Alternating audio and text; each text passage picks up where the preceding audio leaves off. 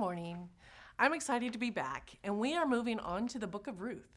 So let's do this. This devotion is going to be a bit different because the passage is all about setting the context for the rest of the book. And guess what? I get to read more names this week.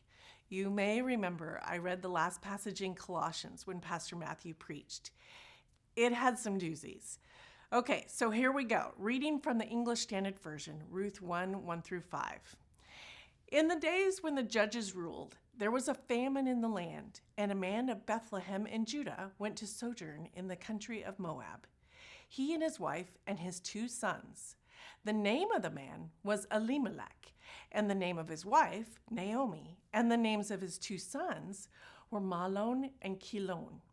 They were Epathrites from Bethlehem in Judah. They went into the country of Moab and remained there. But Elimelech, the husband of Naomi, died, and she was left with her 2 sons. These took Moabite wives. The name of one was Orpah, and the name of the other, Ruth. They lived there about 10 years, and both Mahlon and Chilion died, so that the woman was left without 2 sons and her husband. First, those names. I remember a pastor reading a ton of names, possibly the genealogy of Jesus in Matthew. And the comment was, why are these important? The answer, because Jesus cares for our names. I love that. Jesus does care about each one of us and knows our names. It's important to have names in the Bible. They are important to Jesus. So what about Ruth? What about Naomi? The first verse tells us, in the days when the judges ruled, and there was a famine in the land. Days of the judges. This was a time that immorality ruled. It was a very difficult time for the believers of God and those that were morally strong. Plus, there was a famine.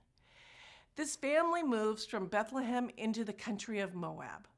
According to geography, Moab is only about 30 miles from Bethlehem. It was a dry, dusty, and treacherous trip that took approximately 7 to 10 days. So this family moved to Moab. Sound good? Not so much to me, but it was a better life with no famine. It was good, and the family stayed there for about 10 years. The father passed away, and the sons married Moabite women. Along with the father's death, the sons both died. Just imagine the emotion of that time period. Celebrations, mourning, life.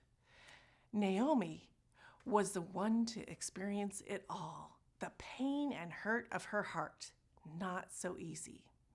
And just a bit of history in Levite law. When one brother dies, the other brother marries the wife so that the family name and inheritance can stay in place. In this case, both brothers died, so that creates an issue. What was Naomi, Orpah, and Ruth to do? That's it. The end of the verses for today. We need to stay tuned to find out what happens. Of course, you may know what happens. Spoiler alert, Ruth and Naomi are queens. Not literally, but we will learn to see that they respond to their situations in life through the strength of their God. That's beautiful, right? I mean, ordinary folks living in an immoral world, wanting to honor and respect God and others in their lives. Sound familiar? And they are strangers in a strange land, but they look to God for their strength and guidance. I challenge all of us to go on this journey with Ruth and Naomi. Keep noticing how they grow, how they learn, and live with their God. God gets the glory and victory in the end. Another beautiful thing of all this is we are the benefactors because Jesus is born, died, and raised for all, including us. Have a great day, Fremont.